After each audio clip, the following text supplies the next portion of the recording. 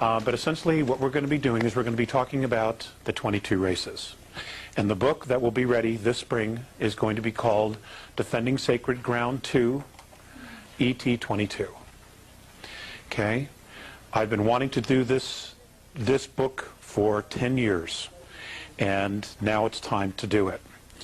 And the reason it's time is that there's so much going on in our solar system that we all need a scorecard.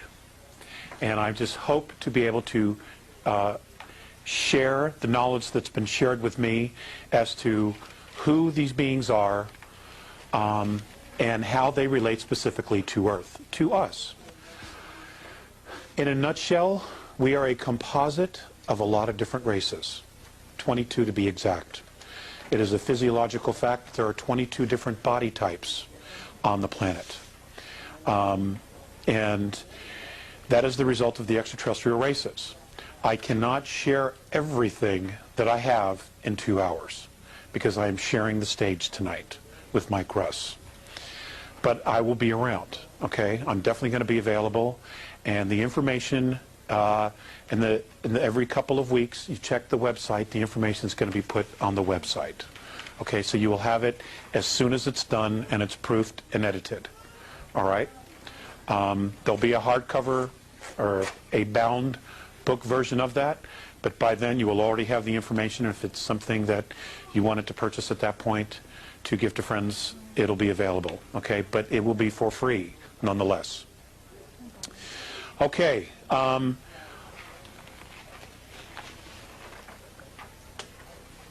not going to go into how it all started for me. For 13 years I've been telling that story, and I refuse to tell that story anymore. Okay, if you want to know, you can go to the website, www.lettersfromandromeda.com, and all the information's there, including book 1, which you can download for free. I'm doing that for the video, pretty much. Okay. Now, Earth history, we are taught a very, very shallow version of Earth history. We are also taught that we evolved from a single cell, that essentially we were an accident. Okay, all of us are just an accident. And something happened, something really weird, but yet something miraculous happened to a couple of chimpanzees, and ta-da, here we are. Okay? Should it be so simple? In fact, I like the real version much better than the concocted version. Okay? And so what we're going to talk about, what I'm going to start with, is I'm going to start with some of the Earth-taught timelines of history, and I'm going to blow through specific periods and just move it through to prove a point. This will be much more specific in the book. Okay? Earth formation. We're going to start with the Precambrian time, 4.5 billion years ago to 554 million years ago. Earth-taught history. The Earth is forming, along with other planets in the solar system. Earth is being born. Life is awakening. The first tectonic plates are beginning to move. Fungus, plants, animals, and organisms are developing, and the atmosphere is becoming enriched with oxygen. Okay? Extraterrestrial taught history, or I should say Andromedan taught history. An ancient race known as the Founders, who the Andromedans and the Pleiadians believe is an ancient race called the Paatal. That's P-A-A-T-A-L. Is on an engineering program whereby environments of planets and terraforming is being done. They are doing this to make these planets and star solar systems suitable and habitable for organisms and for life. Rendering ecosystems that are filled with hydrogen, oxygen, methane, and ammonia. Okay, now take ecosystems, one being oxygen, or some being oxygen, some being methane, some being ammonia, and some being hydrogen. Now these are all gases. For the introduction and colonization of microorganisms, nanites, and all types of life forms. Self-replicating machinery and the bombardment by comets and planetoids to change the rotation and the chemistry of the planets. We'll get to the self-replicating machinery here in a little bit. The practice and engineering of removing moons to alter a planet's rotation and moving planets closer and further from their suns to either decrease or increase radiation received by the planets. Now, I want you to know that that specific engineering feat of moving planets closer and further away from the sun, moving moons, adding moons, is a practice that is absolutely in full swing today throughout the galaxy and in other galaxies. Okay? It is solar system building. This happens a lot. There are races, even the Andromedans are capable of creating a solar system. Okay?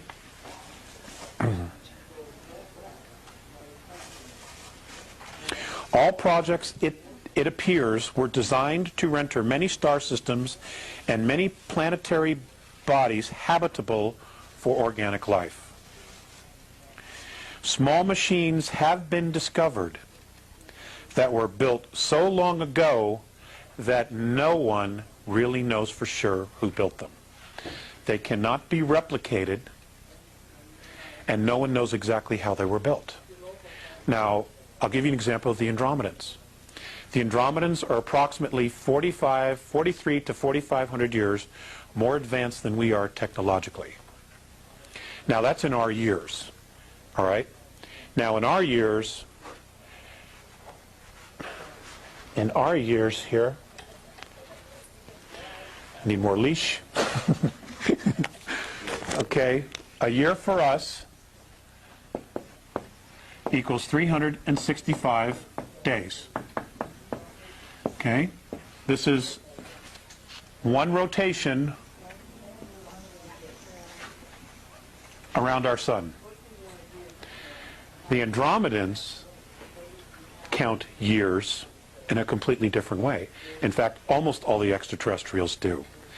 In their concept of age, of counting, especially in this way, what they consider a year is when every cell in their body has been fully replicated. Now, if we did that, 1 year would be equal to 7 years in our body. Okay, so it takes approximately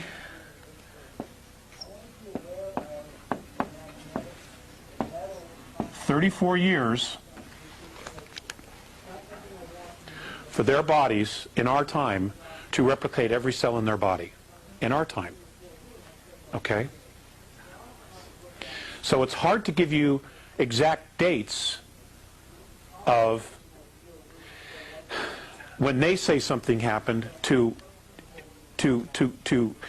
put it into our timeline, okay, of years, okay?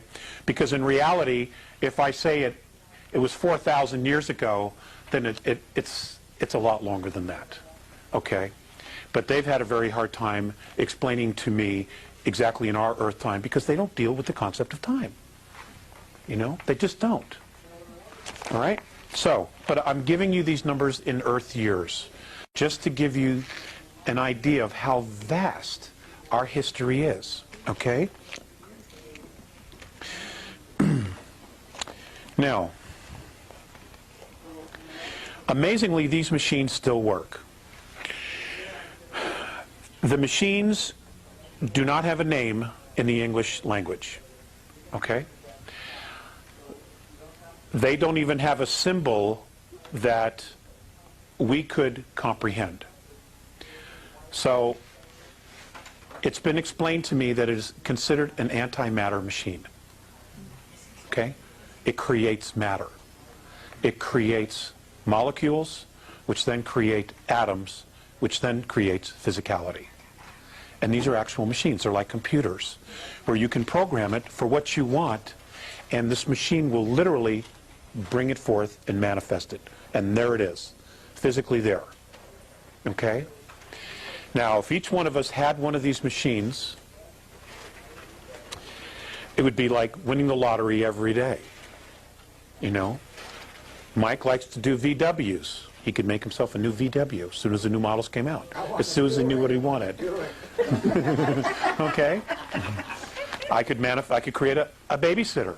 You know? So that my wife and I could go out. Okay? And that's what now, apparently there are 7 of these actually working, and 7 different races have one of these machines. Now, these are archaeological finds, discoveries, these atom-making machines, for lack of a better word. Is that on this Earth? I'm sorry? Is that on this There is one on the planet. There is one here. Yes, there is. What? Is that the one on Jerusalem? No comment. No comment. Do you know where they were found? Nobody knows. Absolutely nobody knows. It turns out that, well, let me just finish reading here, okay? And because all this will come out.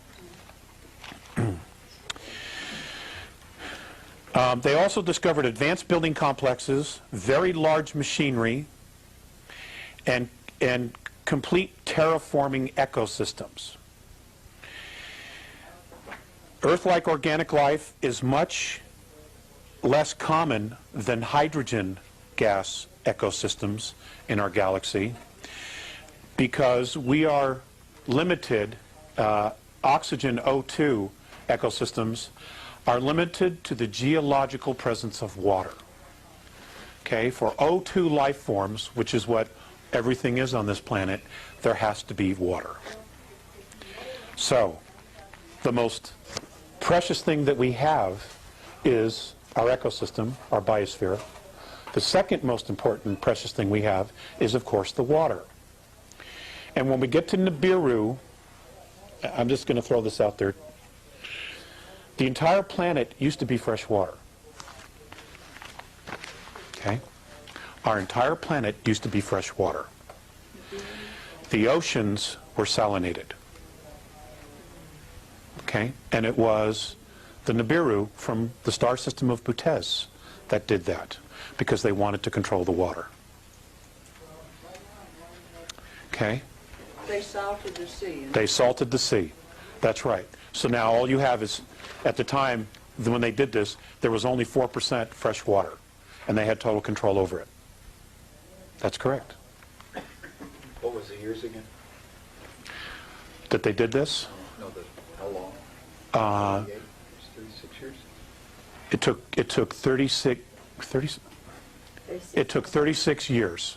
36 years to completely salinate the oceans. And it also gave time for all the life forms in the water to adapt very slowly. But we couldn't drink the water after that. Okay? Is that 36 of our years? Of our years. These are all in our years. It's the only way I'm going to present this to you. Otherwise, it'll get way too confusing. Okay. Okay? So, hydrogen ecosystems are much more abundant, as are methane, and because they are not complicated ecosystems. O2 ecosystems are very, very complex. The most complex in the galaxy.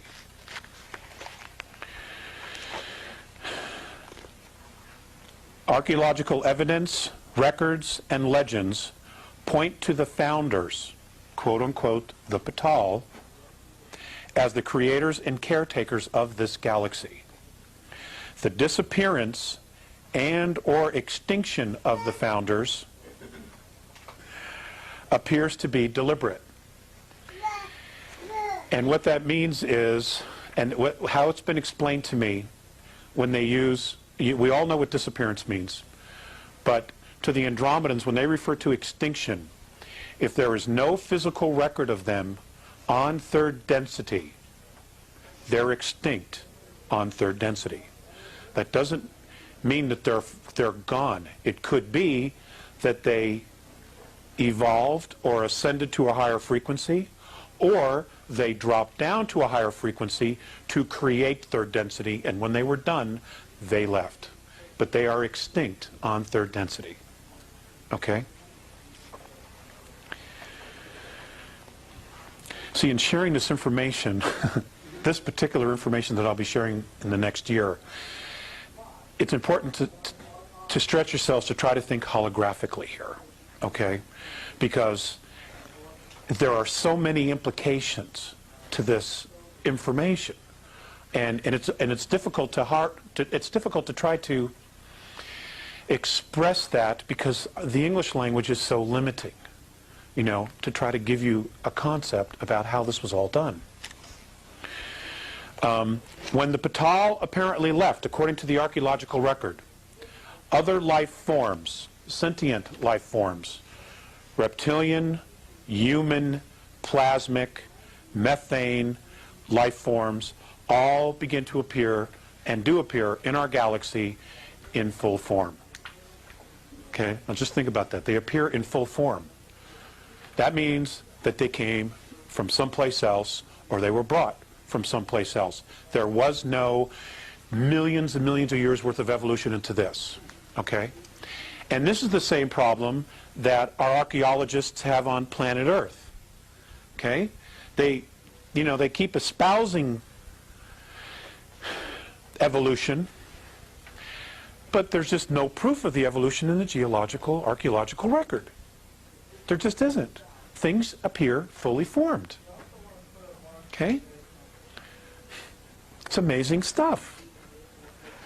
Now, are the Patal archangels? Are the Patal the gods? Nobody knows what they are, which is why they just refer to them as the founders, because they don't know. Okay?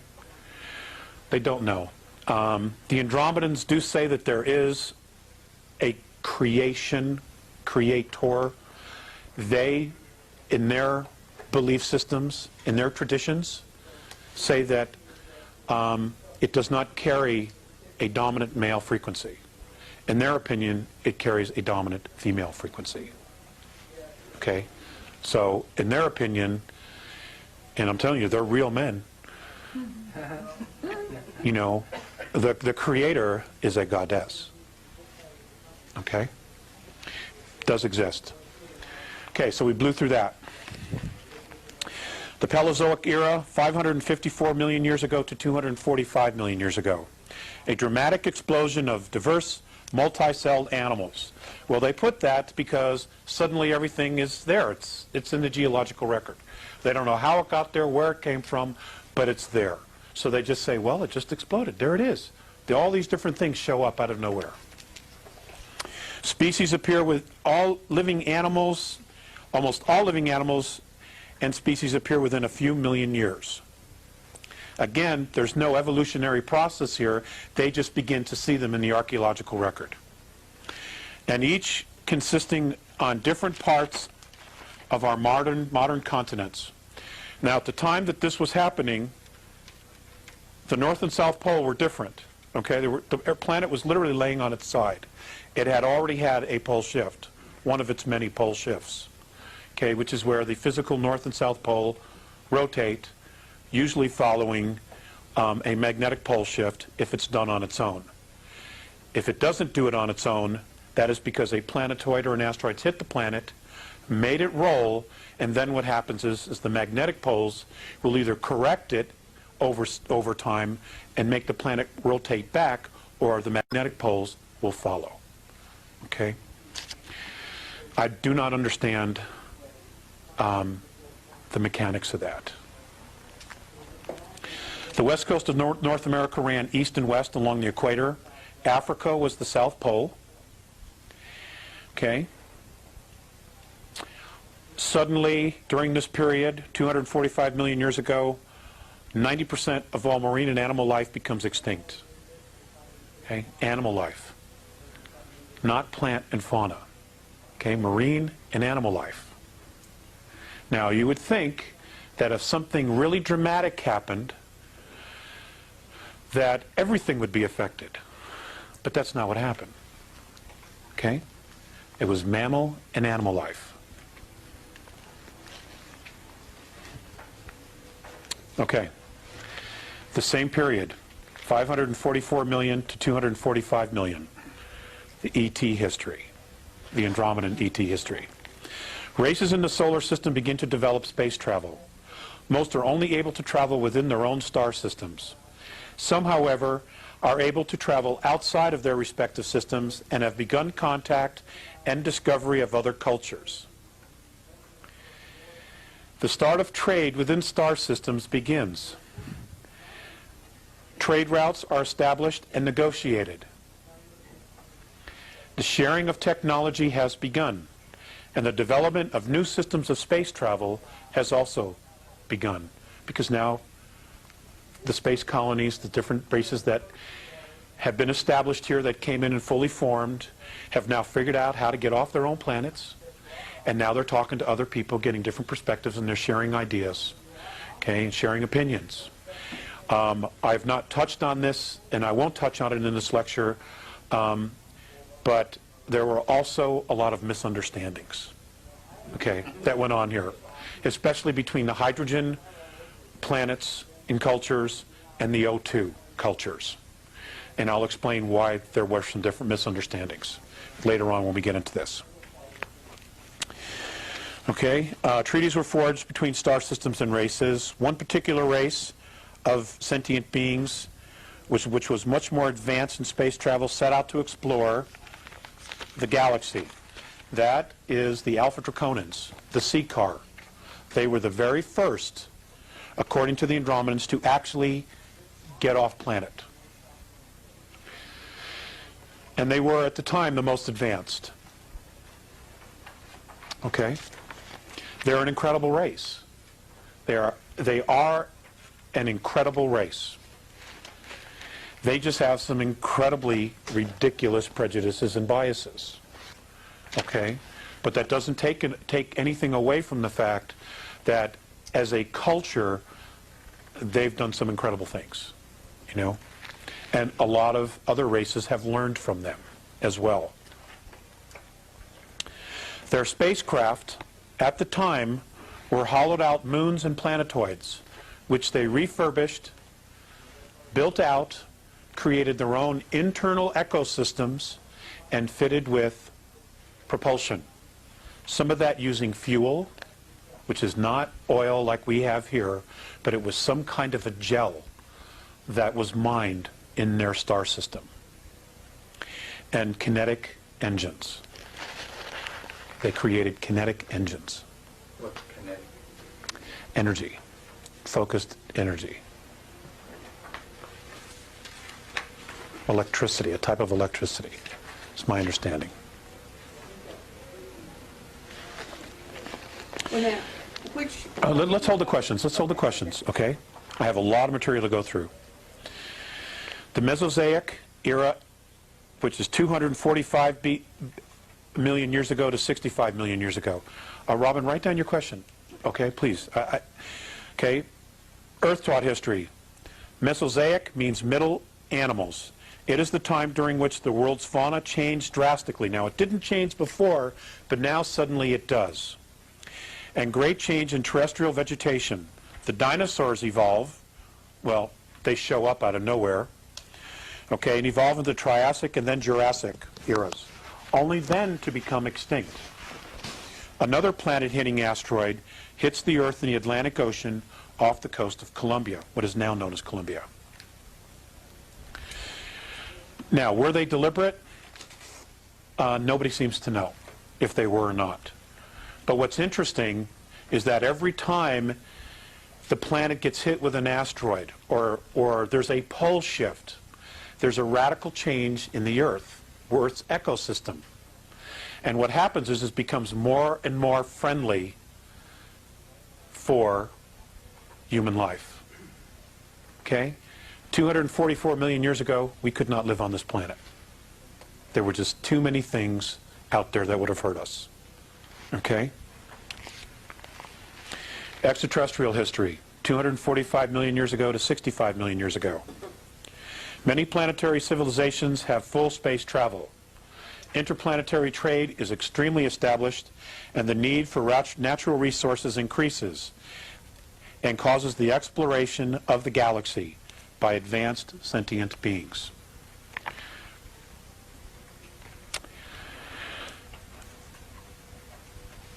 Space travel has been in progress and trade for over 17 million Earth years at this point.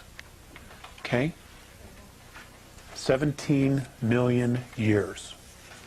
Look at what we have accomplished in 4,000 years. Okay? Look what we've accomplished in 4,000 years. Okay? And we know we've been held back, and we also know that there's technology that's been hidden from us. Okay? So, the most well-established star races are the C car of Alpha Draconis, or Draco, the Orion star civilizations, and the Lyra Vega star system. Colonization is in full swing. Many planetary alliances set up rules of colonization and are now reaching further and further out into the galaxy. So here, 245 million years ago, our star brothers, okay, our ancestors, because we're the sum total of 22 of these races, our ancestors already had space travel, and they were already setting up rules of colonization amongst themselves. Okay? That's just amazing to me. The discovery of space highways. Space highways are what our scientists theorize to exist as wormholes. Okay? They're space highways. The discovery of these is made during this period. To date, 17 have been discovered in our galaxy alone. 17 wormholes. Okay, and for those who don't know what we're talking about, this is our galaxy, the little dots of the stars, and what you have are tunnels that go to different parts of the galaxy. Just to give you a little example. And it's believed, or our scientists theorize, that if you can tap into one, you're on the other end of the galaxy in almost no time, in a blink. Or like the movie Stargate. Okay? That's the idea. Several of these connect to other galaxies. Okay, so, and we all have to assume that at least one of those connecting tunnels would be to the Andromedan galaxy, okay, which is over here. So you've got a hole here. Okay, now you have a way to get there in like 0 time or incredibly fast, so that it's not a situation where you get in your rocket and by the time you get to your destination, everybody's dead because of old age and everything else. Okay? Because the galaxy is huge and it's expanding all the time. Okay. But as the galaxy expanded, many of these tubes of focused time, that's the Andromedan perspective of what a wormhole is. Tubes of focused time. I cannot explain it to you any more than that. Okay? Because I do have some notes that are still stored away in a storage unit in another state where they have had to be put for safety, and I've not gotten them yet. Okay? In fact, there's 3 boxes of notes. It does not even go there. Okay? These 7... I'm sorry. Some of these tubes have snapped. In other words, as the galaxy expanded, okay, there were breakages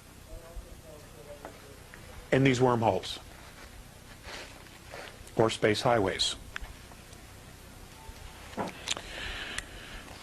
No galactic races to the present time, and this is as of 11 months ago, Earth time, okay, knew how they were built, or who they built them, or who built them, and they can't be repaired because we don't know how they were built. Nobody knows how they were built. Okay? There is an assumption by many that the founders created them, which is how they were able to do all of the terraforming and echo building in the galaxy in preparation for life to be introduced here. There is an assumption that that's who built it. The truth is, we don't really know for sure. It could have been built by someone even before them. We don't know. Okay? Because according to the Andromedans, third density as we know it is 21 billion years old. Okay? The universe that we know of, which includes all the dimensions, is 21 trillion years old in Earth years. Okay? Which is a staggering number. Absolute staggering number. Okay, we're going to get to some slides here in just a little bit. Okay. According to Morine and the Andromedans, only 2 of the superhighways, the wormholes, have not snapped in our galaxy. Okay? So out of the 17, 2 are still fully operational.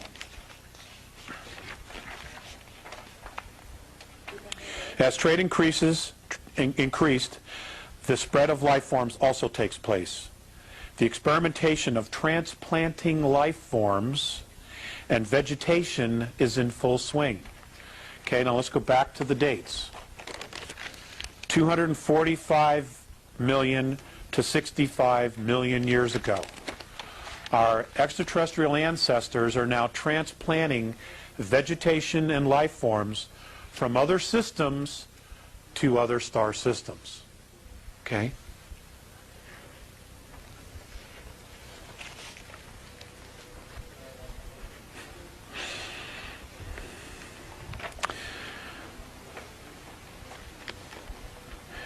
The transplanting of life forms is only with life that has potential.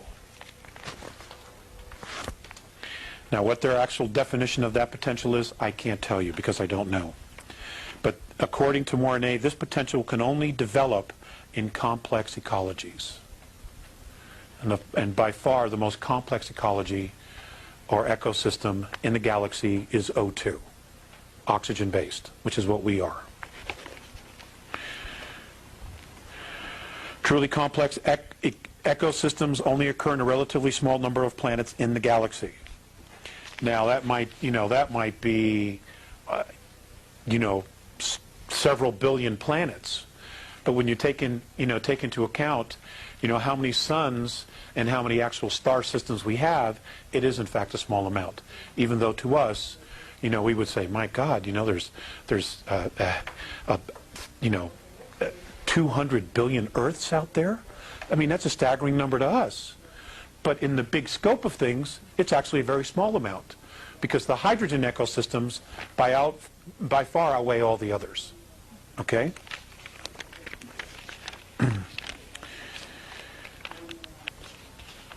It follows that a complex ecosystem, planet-wide ecosystem, is the next most valuable thing in the universe to consciousness. Species, however, come and go, but a truly rich biosphere will endure as long as it's not compromised. Dinosaurs, birds, and other life forms, fruit trees, are brought to our solar system and transplanted on the 3 ecosystems in our solar system. They are Earth, Mars, and Uranus.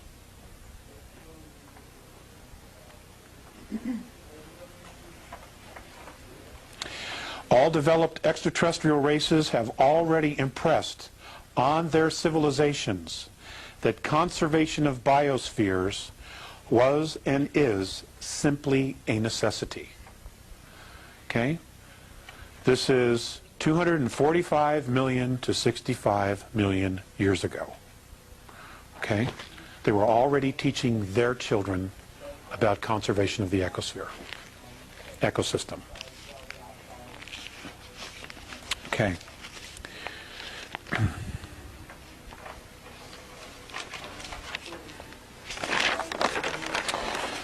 The Cenozoic era, 65 million years ago to present. Okay? We're going to get through this, and then we're going to get really down into some fun stuff. Earth-taught history, sometimes called the age of mammals, because the largest land animals and mammals show up during this time. It is also the age of flowering plants, the age of insects, the age of fish, and the age of birds. Okay? Andromedan-taught history. Our solar system is being visited more and more. 3 very complex ecosystems exist here already. Okay, we've already covered that. The first full-time, self-contained biosphere called an Eden. And I'm going to use that word because that's what the Orions called it. That's what the Draco have a different language, but that's what the Orions called it.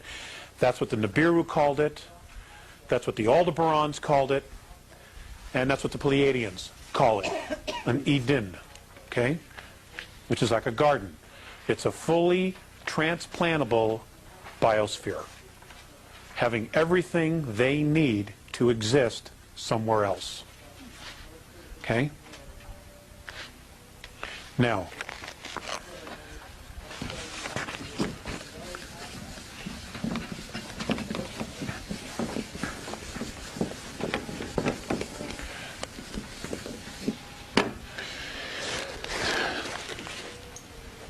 we do not really appreciate how smart our ancestors are.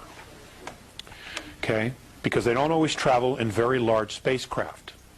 But what they have learned to do is travel light and make sure that whatever it is that they need, they have or they can grow. Now, virtually every mothership has an internal ecosphere. Every one. Now, we see the scout craft, we see the 4, the 5, the 100-mile craft. The 100-mile may have some kind of an ecosphere inside of it because it has a crew. That crew needs to eat. Okay? So they will create a park-like setting, an ecosphere, inside those spacecraft. Most of the craft that have hit the Earth are just little scout ships. Okay? If a 100-mile mothership hit the Earth, we'd have a pole shift, and everybody would know about it. Okay? But the very large ships, and I'll give you the example of the Andromedan motherships. They're complete spheres, and on the inside, they are complete worlds unto themselves. In the center of these crafts, and they may have as many as 3, they will have ecosystems, parks, as big as 21 miles long. The one that I saw was 21 miles from one end to the other. For me, and it was 900 miles. Okay?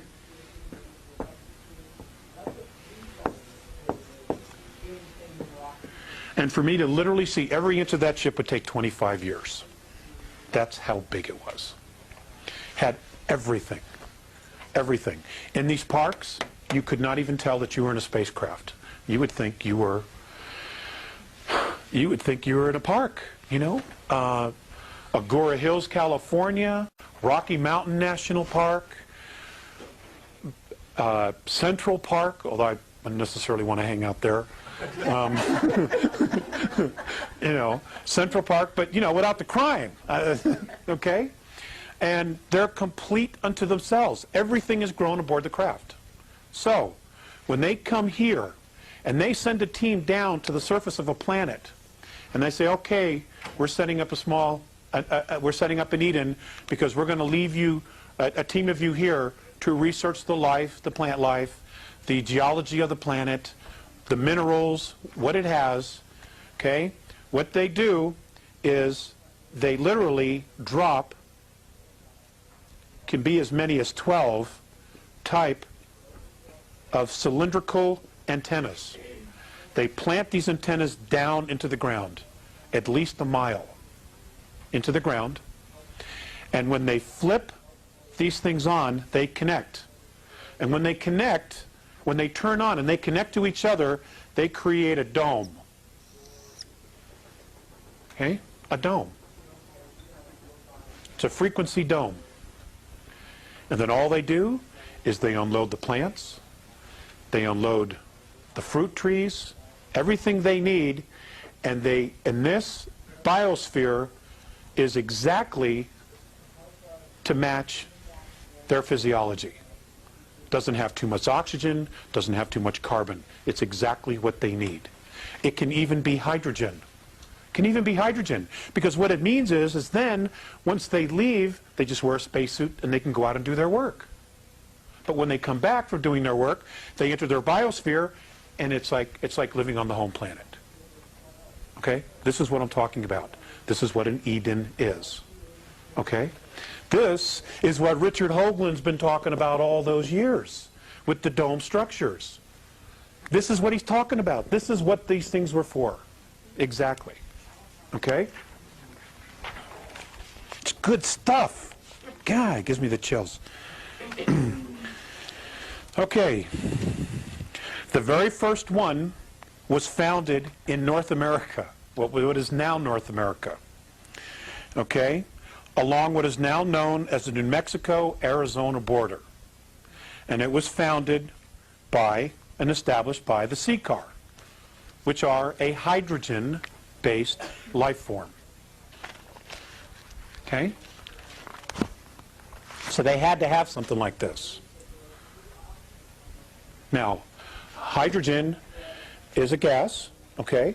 It's not something we can use. We can't, our physiology simply will not allow us to breathe and live in an environment like that.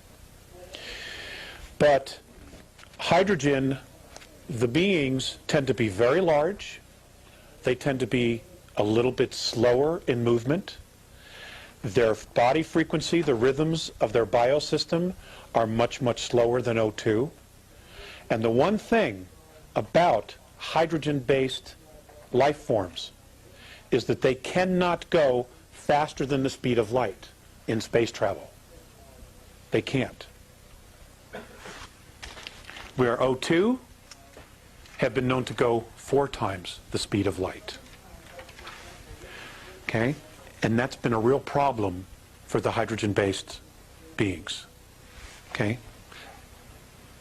In lectures years ago, I talked about how prejudice is an extraterrestrial perspective. That's what I've been taught by Morine Faceus. Okay? So all the prejudices we have, we've learned. We've formed some of our own, okay? But the initial not liking any of your own race was taught to us by these guys, okay? Millions and millions of years ago. Okay. Now, this first Eden was created 899,701 Earth years ago. Okay? And this was by the CCAR in New Mexico, Arizona border. Okay? They still fancy the desert. They still fancy the desert, the reptilians. Okay?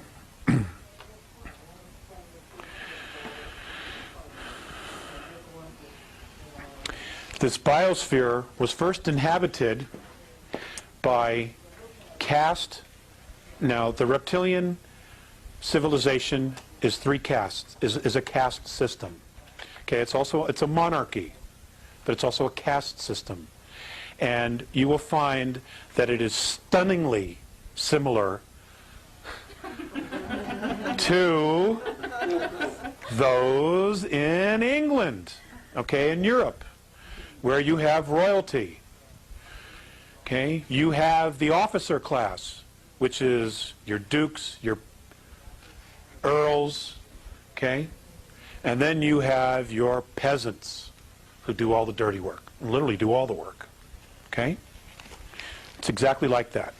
According to Morine, this first biosphere was built by the officer caste or officer class of reptilian beings, and they were the first to stay here. It was not actual royalty. Okay?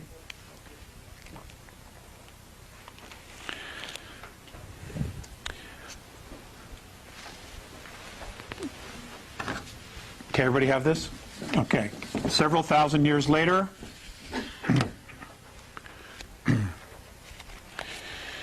Orion, well, actually a couple hundred years later, Orion established an Eden here from the Orion star system. God, I'm so bummed my wife is missing all this. Okay. If you have your cheat sheet that I handed you,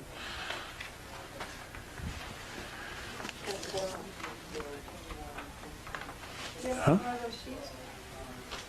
Oh, yes, I'm sorry. Good. Thank you, Mike. Okay. In Orion, they come from Rigel and Betelgeuse. Now, okay, that's these systems here.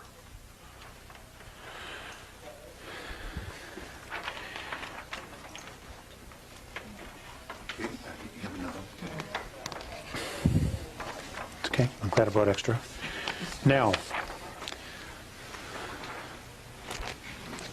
Rigel, the star we call Rigel, the Orions, their name for this planet, for this star system, is Cyclopesis. In their tongue, it is called Cyclopesis. And whenever they go to a formal function of a galactic event, where there are other star races there, and we'll talk about, we will get to that, the proper way that they introduce themselves, and this is what the Andromedans do, and apparently it's tradition, and it was done, and everyone, whether they're enemies or not, have agreed to these specific introduction traditions so that there's no misunderstandings. Okay? So they've created traditions, and everybody does it, no matter what. This is what they do. You introduce yourself, you give them your full name, any rank or office, and the star system that you're from. So, Alex Collier, father, because I don't have a rank or an office, okay? Sol system, Terra 3. That's how I would properly introduce myself, so that whoever it is that I'm introducing myself to knows who I am and where I'm from. Now, if you're an extraterrestrial, you're all talking, most of them are telepathic. So therefore, they're giving the same information, but as they're giving the information, they're also flashing star maps because that's what's in their head, you know, and the other races immediately acknowledge that because they get all that, okay? Okay, Orion established their first Eden in what is now called, I'm going to write this down for you,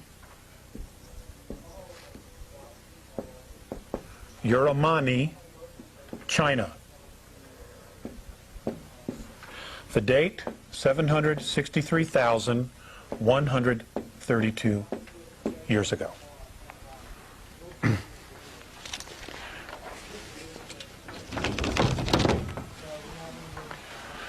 Okay.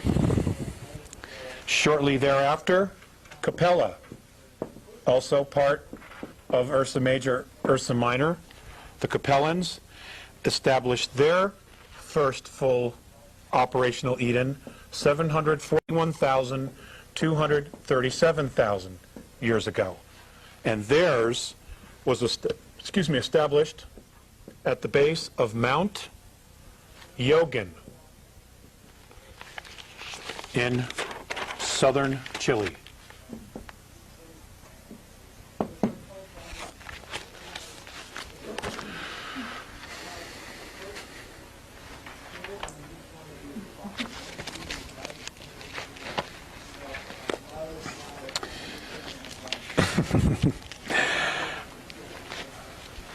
Next are the Vegans.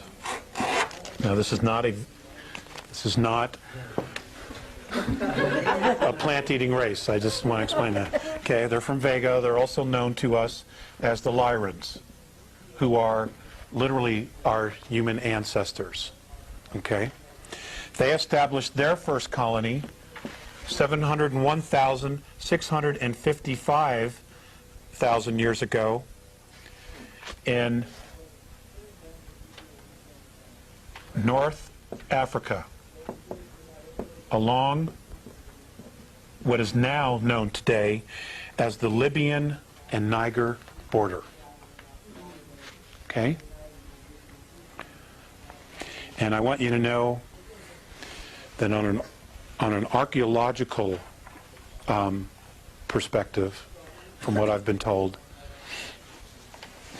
there in Ethiopia, there are absolute amazing things yet to be dug up there that have been left behind, that, you know, the cavemen did not build.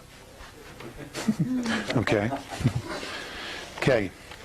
Next, we have the Cassiopeans. Cassiopeans, 604,003 years ago. This is an entirely insexual sentient race. That's Algeria, North Africa.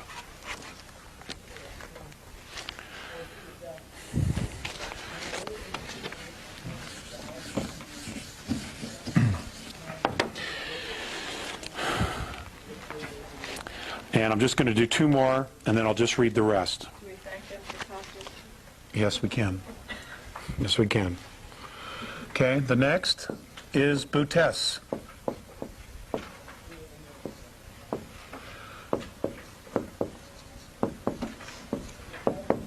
Nibiru, we know them today.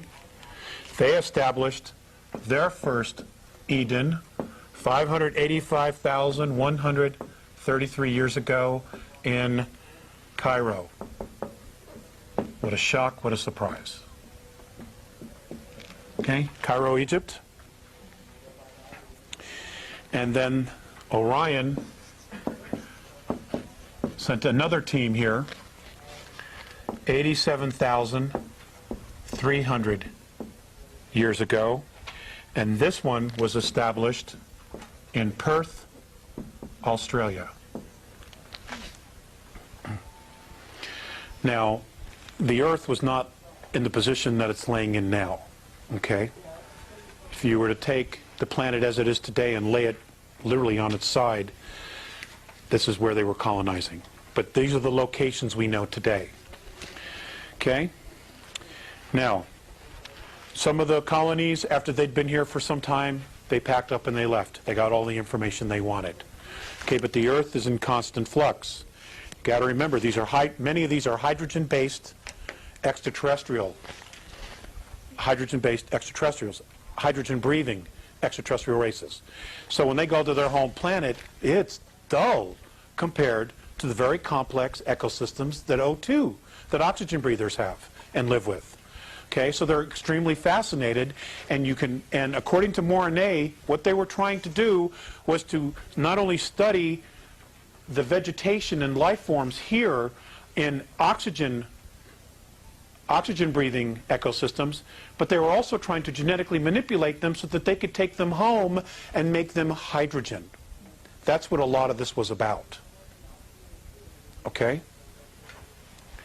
This is where, you know, they became geneticists, master geneticists, is trying to convert O2 life forms to hydrogen life forms. Okay?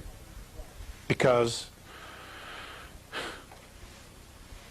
we're blessed. Oxygen breathers are blessed with very complex ecosystems, very magnificent ecosystems. Okay. Lyrans, again, came back 83,400 years ago. Has anybody ever been to Basque country? To the Basque? Right. Their language, nobody knows their language, where it came from. It's an ancient Lyran tongue that has survived. It's extraterrestrial. In fact, all of them are. But that one is really, really still close to the original tongue. Okay? Orion Came back again 73,414 years to Mount Neblina on the border of Venezuela and Brazil. Now, 71,933 BC, Lemuria is founded as a collective colony. Many of these races decide, okay, let's just pool our resources. And they move their Edens to a continent in the Pacific. Those star nations were the Lyrans, this is who founded Lemuria, Cirrus A,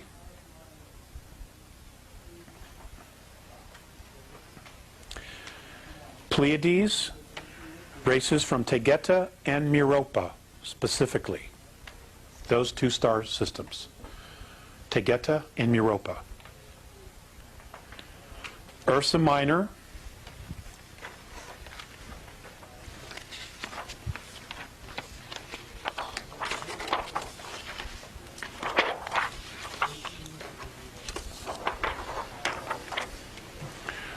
okay, this is the Lyran star system. You have your cheat sheet, okay? It tells you where the races were from. Okay, we were all fascinated. Everybody's fascinated. Well, I'm not, but a lot of people are fascinated with the Pleiadians. Okay, so we'll leave that up there because we're going to talk about them in a little bit. And Butes, which is Nibiru.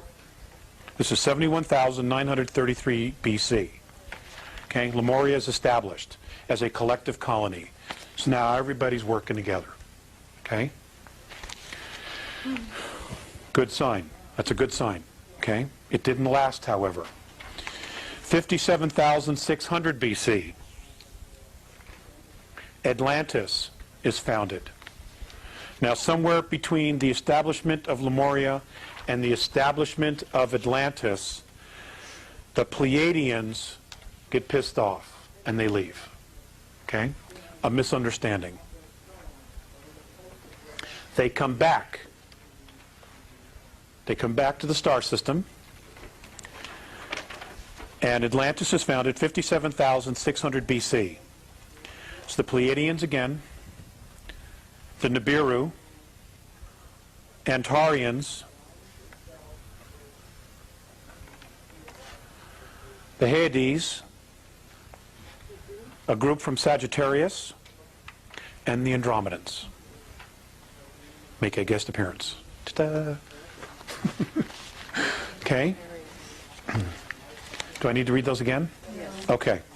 Atlantis, Pleiadians, Andromedans, Butes, which is Nibiru. But you might as well know where they're from.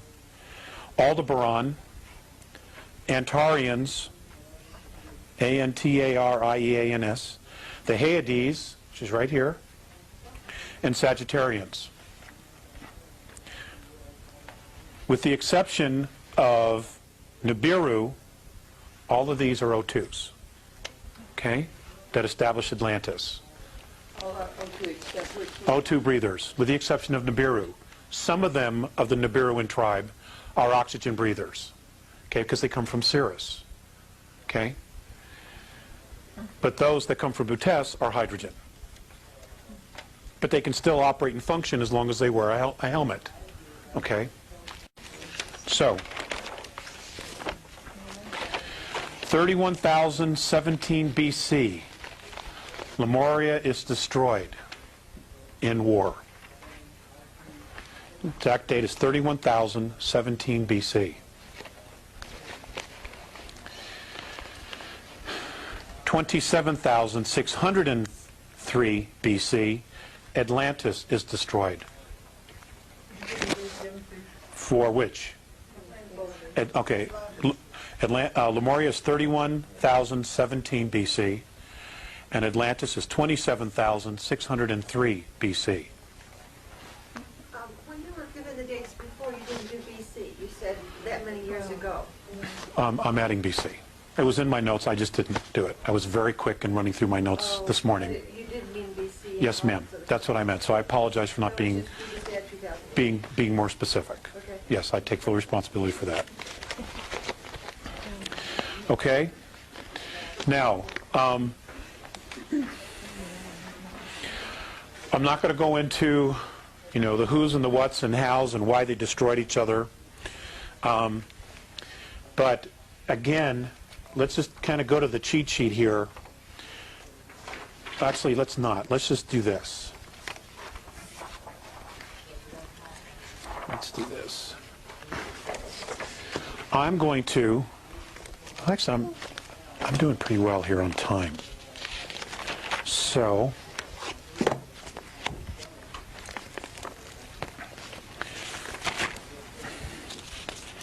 let's talk about the races, okay?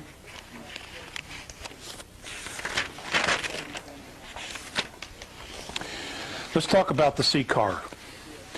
Alpha Draconis, the ancestral line of the reptilian races in our galaxy. The sea car themselves, according to legend, do not know exactly where their home system is either. That's how big the universe is, or the galaxies are.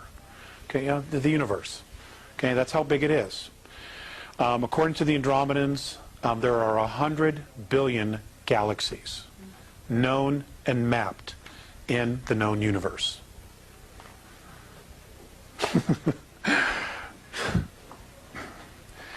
Now if we can get a 7-Eleven franchises in just one of those in each galaxy, we'd have it made, Or a coffee shop, even better. Legally addictive stimulants. Let's just do that. Yes. Okay. I'm just going to give you some things about each of the races, or several of the races anyway, okay, because I want to take a break in just a little bit, and I want to finish up. I want to take some questions, and then Mikey's going to do some sharing, Mike Russ. Okay, the sea car, an absolute amazing race, the oldest known reptilian race in our galaxy. They are, in fact, the only genetic line of their kind that is not extinct. Now, when we talk about that's extinct, they have found remnants of others that came after but were extinct. Most of the reptilian civilizations that we know of today, in Butes, Orion, Capella, the ones that are on the list here that I've given you, okay? And I, in fact, will put the slide up so that the folks that buy the video will say, well, what the heck is he talking about? Okay, we'll put that up. Okay? And then we'll move it up. They are all genetic manipulated half-breeds of the original sea car race. Okay?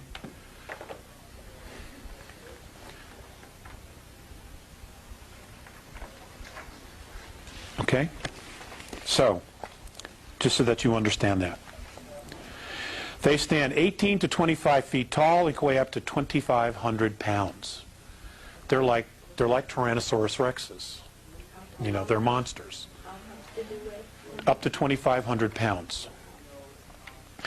They have black, leathery brown scaled bellies. They have multiple abdomens. They have whiskers along their chin and jawline. They had a mating claw and multiple tongues. I'm going to give you some very specific information. A mating claw. What does that mean?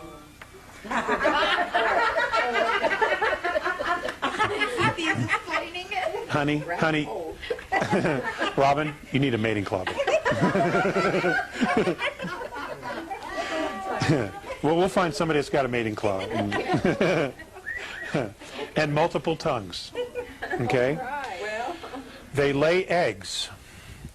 And what is called a battle hormone is used to accelerate the birthing process. They're male and female? Yes.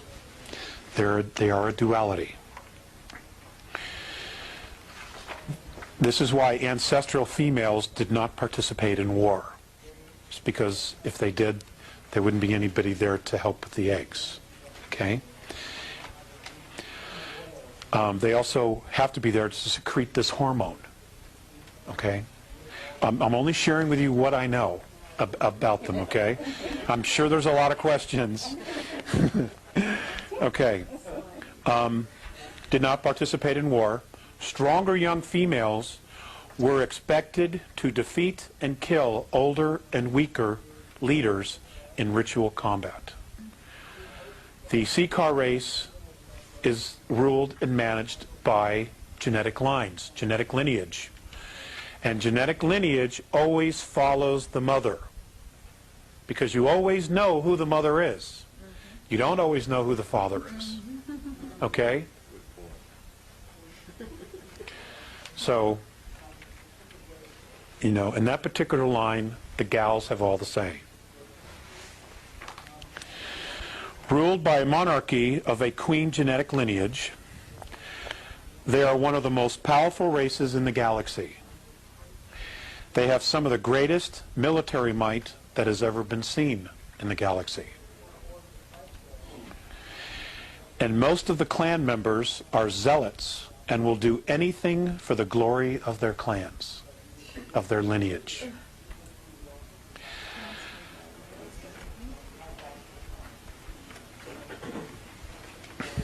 They have been the chief enemy of all human races in this galaxy in past conflicts. Again, we're talking about hydrogen breathers versus oxygen breathers. They have 3 spinal columns. One spine is located ventrally near the stomach. The other 2 are located dorsally on the left and on the right of the Seeker's body. The spinal columns join near the dorsal of the geometric center at the extreme posterior of the trunk to form a long and very powerful tail.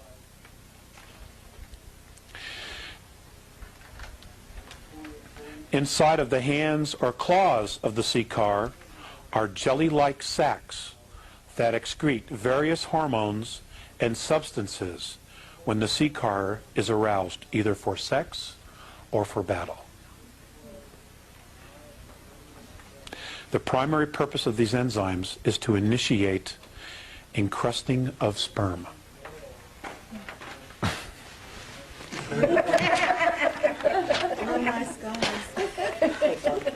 Okay.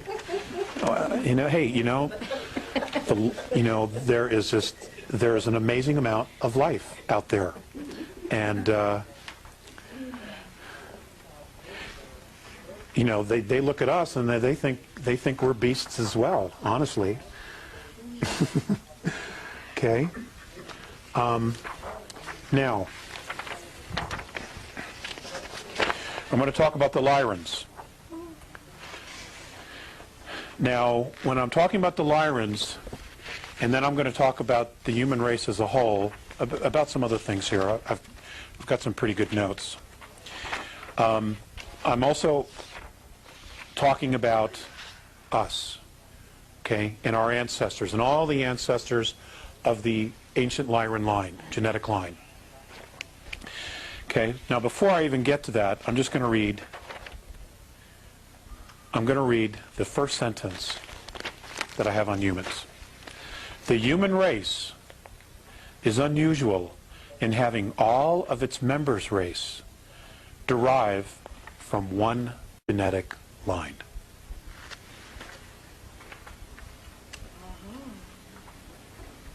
Okay? That's an amazing thing. That is an amazing thing. Okay, so now let's talk about the Lyrans, and then we'll talk about humans some more. Okay, we'll talk about the Lyrans. Their skin color is amber, blue, and or red.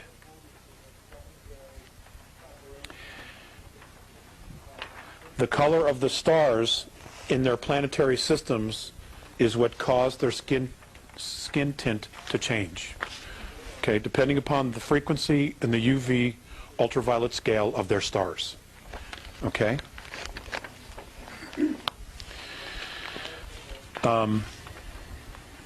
They're mammalian of mammalian descent. Okay. They are the only human race to have full empathy senses and full psionic abilities, and have experienced quantum probability control. I'm still working on that. Okay? Well, you gotta understand, these are extraterrestrials who know what this all means, okay? Okay, I'll read it again. They were the only human beings to have full empathy sense, full psionic abilities, Psionic, and have experienced quantum probability control.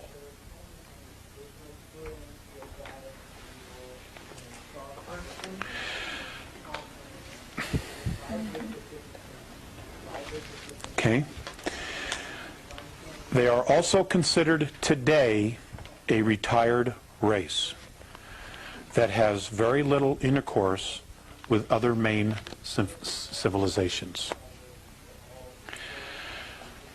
In the past, on Earth,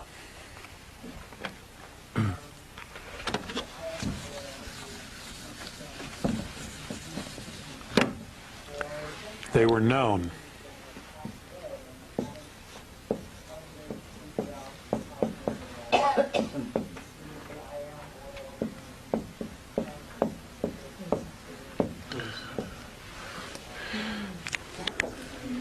Yes, that's what they were known as.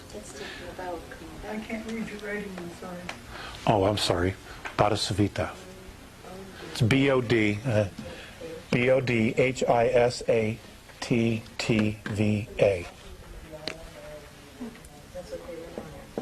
Yep.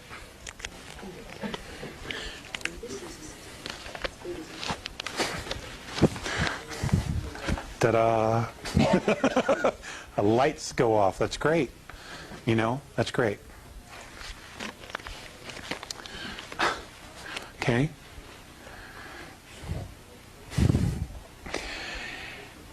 They have been known to monitor and provide guidance for some planetary systems. Some planetary systems today see them as their protectors and guides. They're worshipped, in other words. What's interesting is that the Lyrans prefer to live on ringed worlds. They just have a preference for living on ringed worlds. And on the Andromedan Council, they are known as an elder race, which carries great prestige on the Council. Because extraterrestrial civilizations, ladies and gentlemen, really pay close attention to genetic lineage. Okay, now we're going to talk about the human race as a whole. The Andromedan, how the Andromedans see the human race. Okay? I'm doing this for the people at home so that they can all write this down. Okay.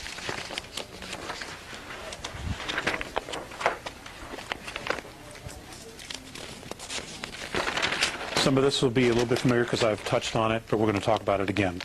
The human race is unusual in having all of its member races derive from one genetic line.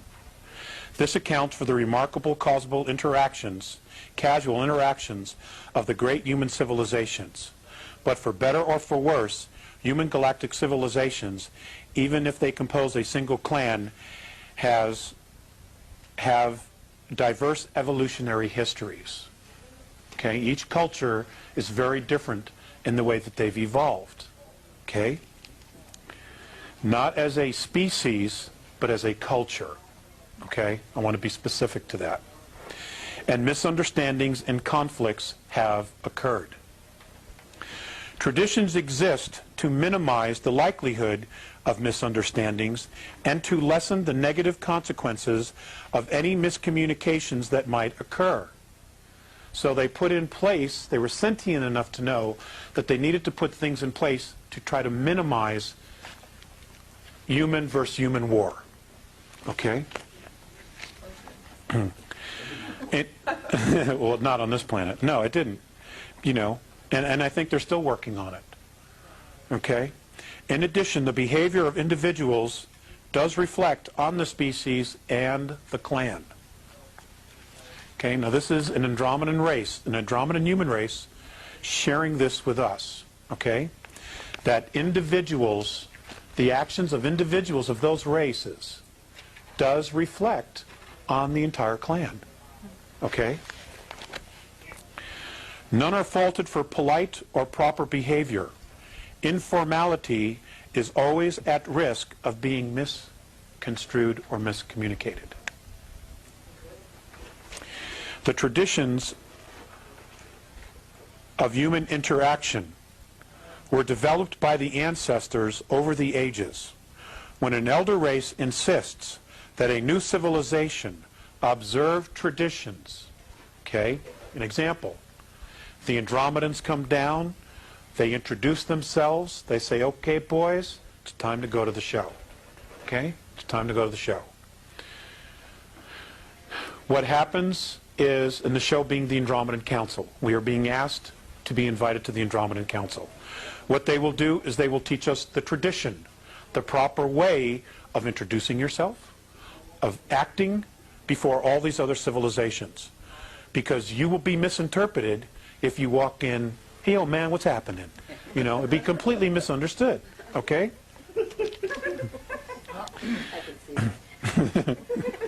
Yo, blood, what's up?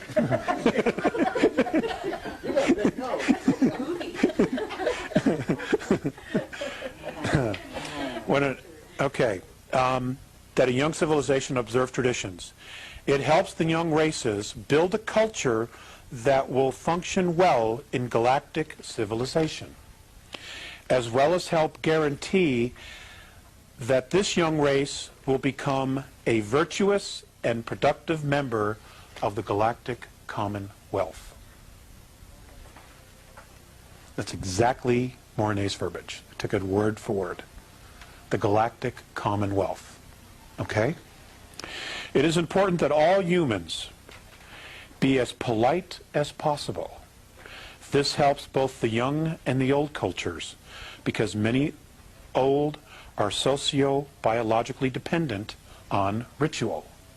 They have become so conditioned that this is just the way you do it.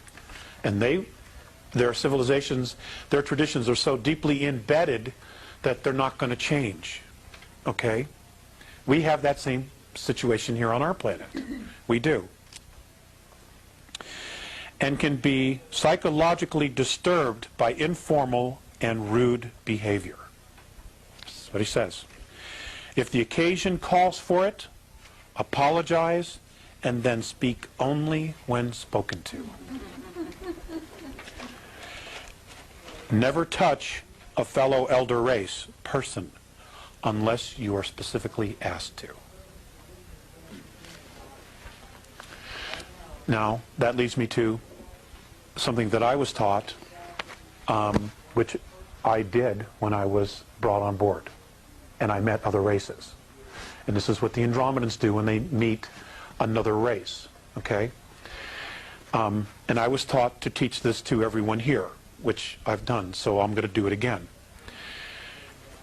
When you have a contact and you're standing before an extraterrestrial or extraterrestrials, you stand, you know, yourself square, you bow, never taking your eyes off of them, and you say, it is the manner and custom when entering my space that permission be asked.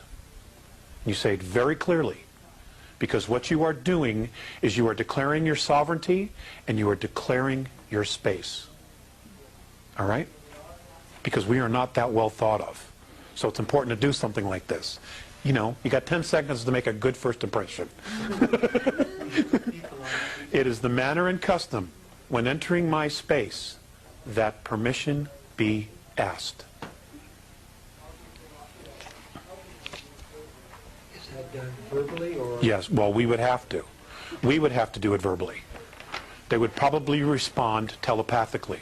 And if we didn't say that? there's always the possibility that your space will be violated. I mean, they would violate then probably. Well, the Greys would. The Dows would, absolutely. Uh-huh. But nobody knows to do that, you know. And besides, they wouldn't approach you that way. They always steal you out of bed, you know, because they're little friggin' cowards. No, I don't have any charge on that. Okay. Physically disturbed and spoken to. Most human galactic races have 3 languages. And these difference markers are formal, informal, and differential. Now, the differential apparently is what's used in a lot of politics, galactic politics, that particular language. The formal is when you are addressing your own race, like State of the Union. It's also when you are talking to elders. If I'm a young person, I'm a young Terran, and I'm addressing an elder of my race, I'm to use the formal. Okay? The informal is informal. Yo, blood, what's happening? Okay? Okay. The informal marker is not used ever in public. Always ask if both parties are comfortable with the informal language. So I would have to say, Mike, do you mind if I talk trash? And Mike would have to say, sure, man, talk trash. Okay, and then we're both agreed and I can talk trash. It's probably a bad example, but okay. The informal marker is always used, the formal marker is always used in public because you always want to regard your partner in conversation as worthy of respect.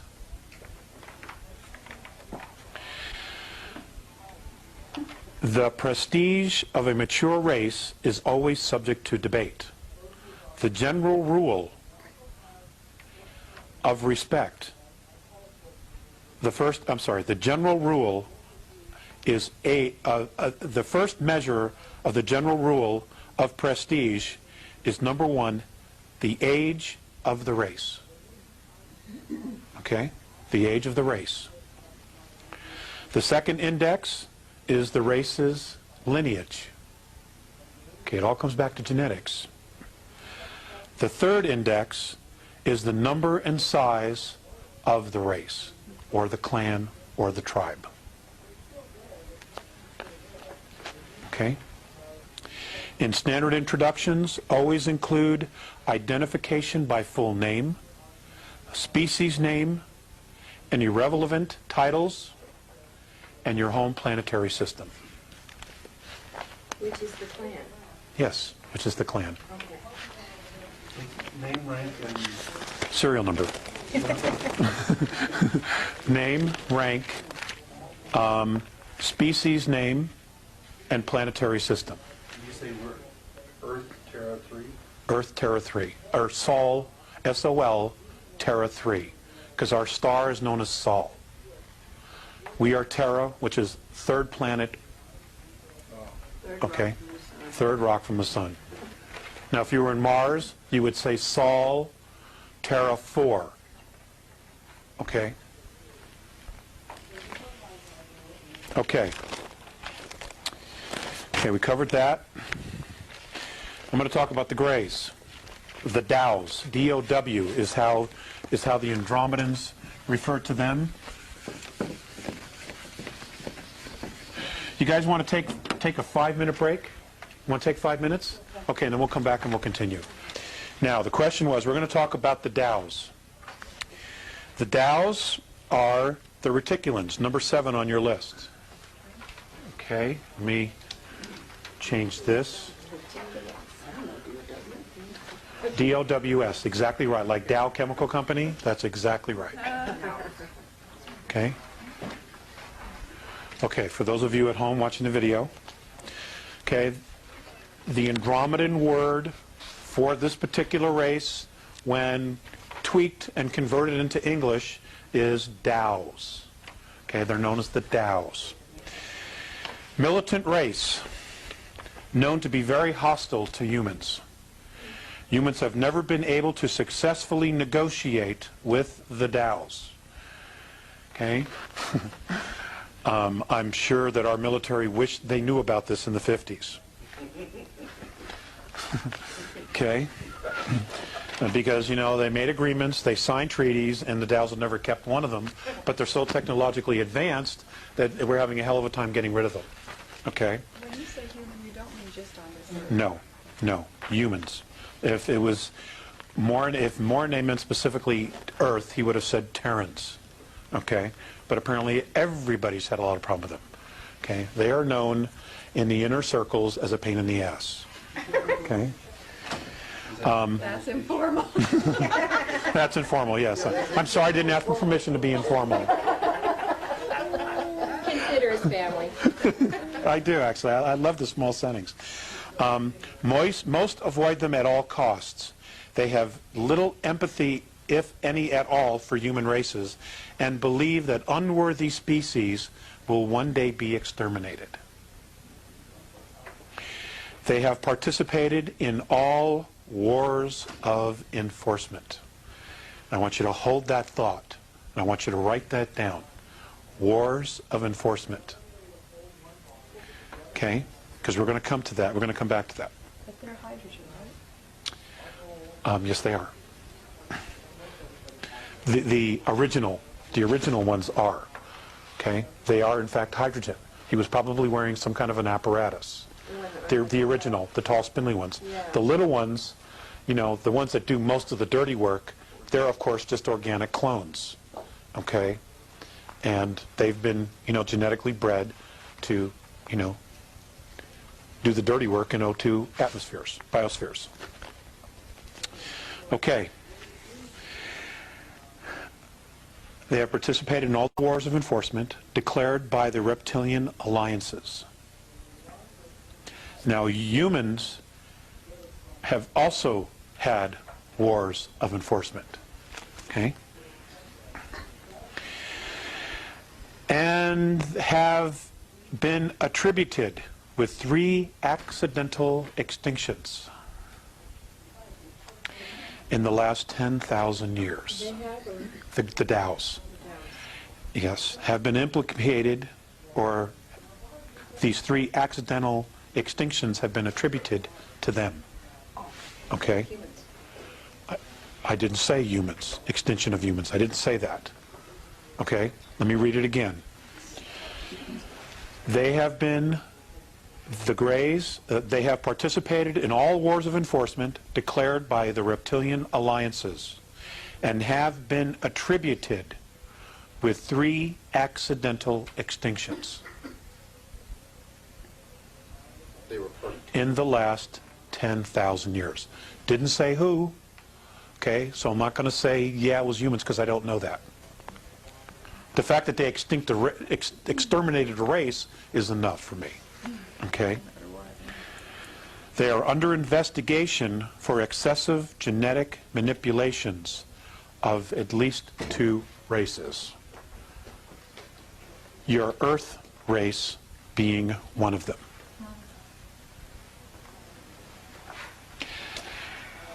And something else he added as an afterthought is that they do not experience childhood. It's probably why they're all tweaked. Okay? They don't experience childhood. Okay. Wars of enforcement.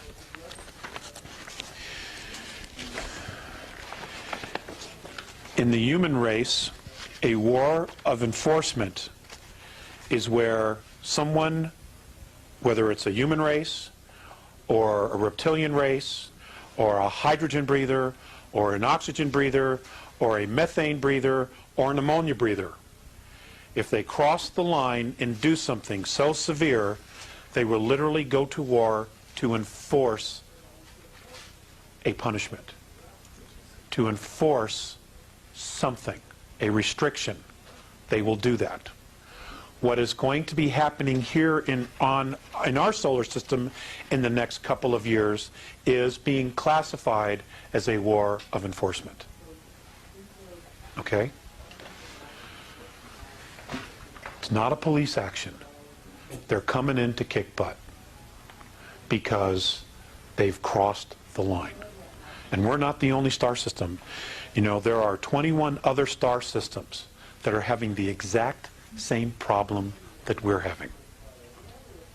This is where you talk about them getting kicked out. Yes, that they want all regressive presences off our system, off our planet and the moon. They want them completely out of here. End of story. They want them out of here. Now, if it's true that the moons of Mars, Phobos and Deimos, are no longer in orbit around Mars, and that they are in fact in orbit around Earth, then something really major is about to happen. Well, couldn't I see them? Apparently people do. Apparently people do. People are taking photographs. They are. People are seeing it. I myself have not. You know. But I live too close to Denver, and there's just a lot of city lights. But there are people back east who say they're seeing them, or people in Europe who are seeing them. You know, who said they've seen it. The solar eclipse in Turkey several years ago. European reporters, cameramen, who were taking pictures, got pictures of these two objects, and when they were blown up, they look exactly like Phobos and Deimos, following the moon. Both inhabited? No. Well, yes, they are. Yes, they are. Well, there's both spacecraft. They're both spacecraft. It's a spacecraft. It's an old, hollowed-out planetoid, converted with an ecosphere on the inside and propulsion on the outside. Right, it's a spacecraft. It's an older model. You know, you can find them on any good used spacecraft car lot. I want one. You know, and the Dows.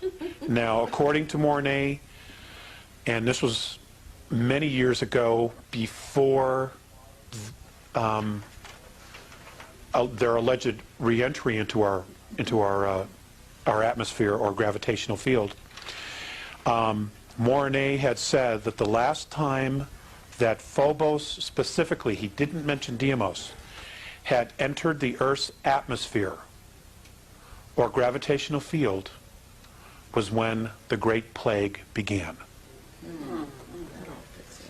Was the plague intended to be a genetic manipulation? The what?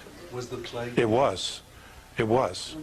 There are all kinds of paintings and records of spacecraft flying through space. What's his name? The Gods of Eden, William Bramley. He's got it in his book, right? We talked about that earlier, Robin and I. Where, you know, they talk about starships, spacecraft, something flying through space, dropping spores. Okay? Weeding out. It's a weeding out. And this is the Dow spacecraft? Yes, the Dows. Okay. I want to cover a couple of the things before I get to some of the other races. Dolphins and whales. Okay? I'm going to lighten this up a little bit.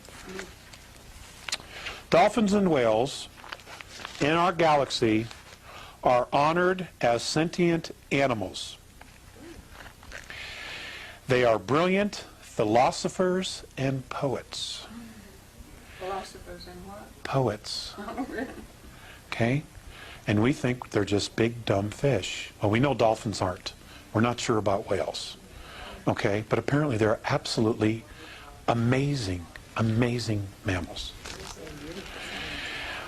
And have the admiration of many of the old races for their beautiful songs and storytelling. They have legendary stories of the whale dream, which is the cetacean race memory. So they tell stories about their lineage, okay, which they call whale dream.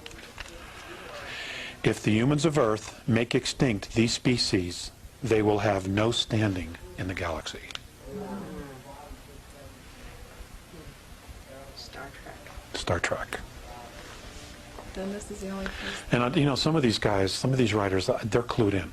I don't know where they're getting this stuff, but they're totally dialed. Okay, and the same for dolphins. You know, we don't know their language, and it's an extremely sophisticated language. It's more sophisticated than the English language. You know, and it's apparently it's a trinary language, which is why we don't understand it, because we are so one-dimensional in our language. You know. Is this the only place they are, though? No, no. Whales and dolphins originated in Cygnus Alpha. Okay, I got one of those.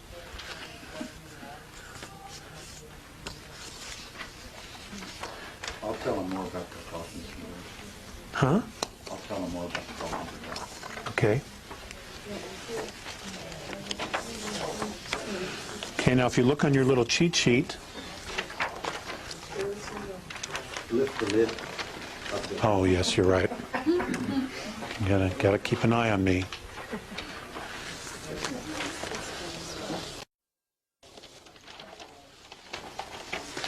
Okay, smaller star systems which orbit around the central suns of Deneb, Sadar, Guinea, and Alberia are where they come from.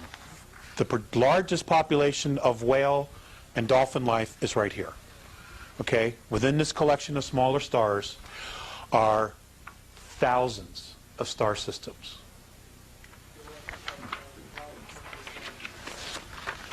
Why were they brought here? For song. They wanted to migrate. They wanted to explore the worlds. They wanted to add to the whale dream. Okay? And they were brought here millions of years ago, and they are recording. You know, and my understanding is that when they birth the young, they teach them the song. Okay? And the song is the story of the lineage, of their lineage, and the history that they've learned of the home world that they're on. That's the song that they sing. They're singing the song of the story, of the lineage. Okay? And it's, you know, one right after the other. They teach them everything they know. It's amazing. Absolutely amazing. Okay. Okay. Just going to touch on H2 and O2. Hydrogen, the hydrogen life beings were threatened or felt threatened by O2 life forms because O2 life forms have a much faster rhythm.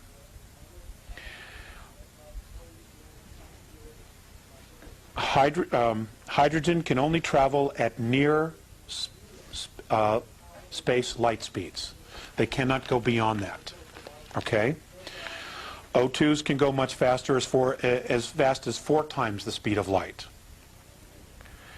H2s are much smaller and slower and more numerous because of a higher frequency of suitable biospheres. Okay?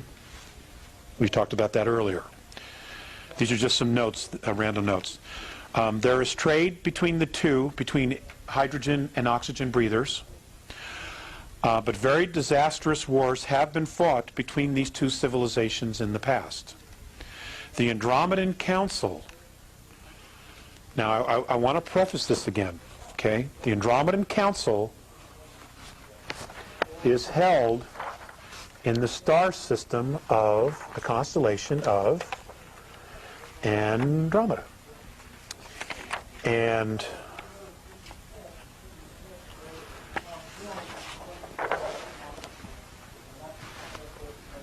okay, and it's here at Mirosh. Okay, this right here.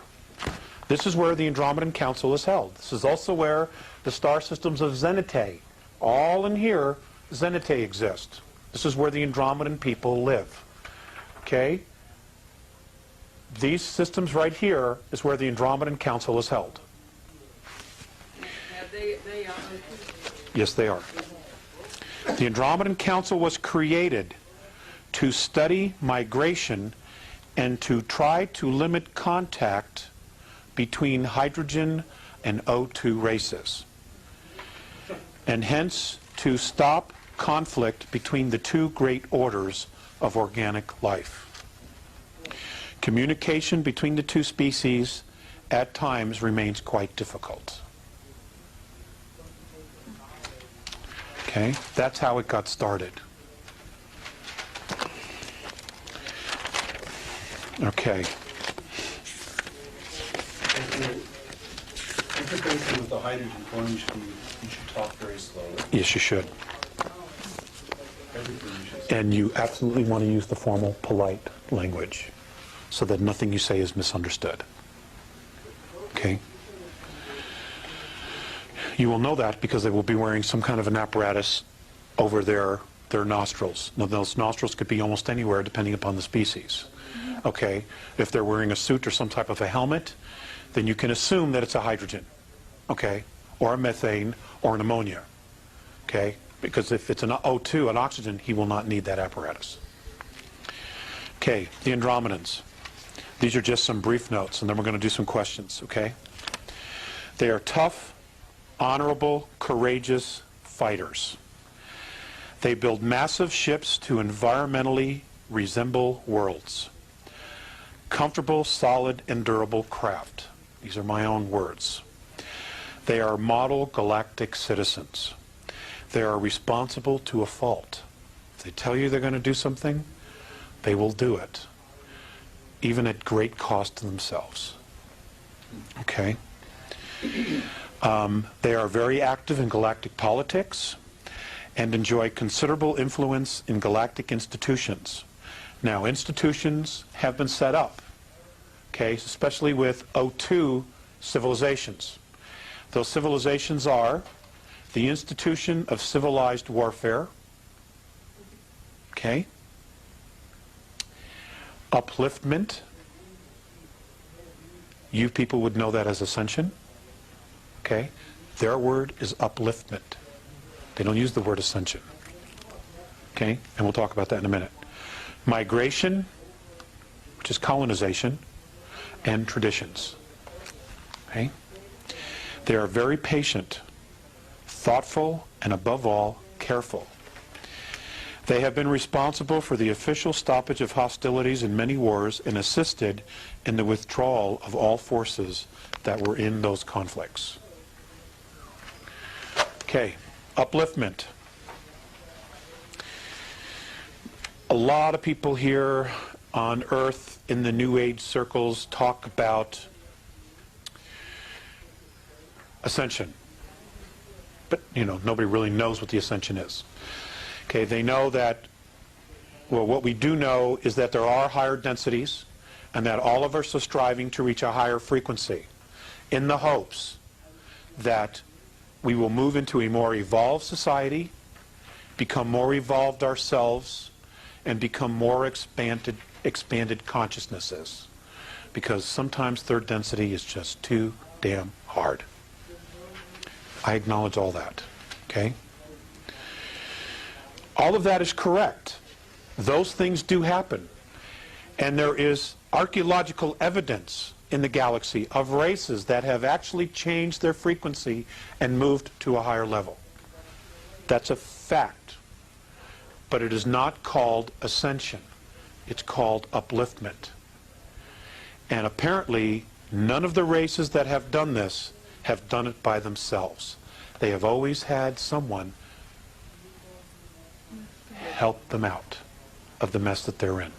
Reach down and basically mentor them to the next level. Does that mean they don't have a body anymore, physical body? No, they have a physical body. There's physicality in all the dimensions. Okay? There is. You know, you just don't move up to fourth density and fifth density and now you're just this little cloud blowing with the breeze and, you know, it's not like that at all. Okay, it's as solid as this, it's just completely different. Okay, the physicality is different. The physicality is much bigger. It's on a much grander scale. Okay, the color spectrum, okay, or the color spectrum where we live on now is 72 different frequencies of color. Fifth density, it's 123. Okay? And I've talked about this before. There are colors and things that I've seen that I can't explain. There's just no way, because there's nothing here to compare it to. Okay? Okay, I want to do 15 minutes of questions, and then I'm going to turn it over to Mr. Russ. Robin. Okay, I wanted to ask about the Dogons, you know, and that whole Syrian thing, that when the Dogons tribe in Africa said they were boosted by the Syrians and... Right, from Cirrus B, and they had maps before we even knew that Cirrus B came about. Well, did they have a fish tail? I'm not aware of that. I'm not aware of that at all. I have an actual fish tail. No. Do we Demi. know, you mentioned upliftment, do we know who or if we are being helped with upliftment? I think that that's a possibility. I think that that is an absolute, real, definite possibility. Because Visayas said to me once, before he crossed over, that our specific Terran race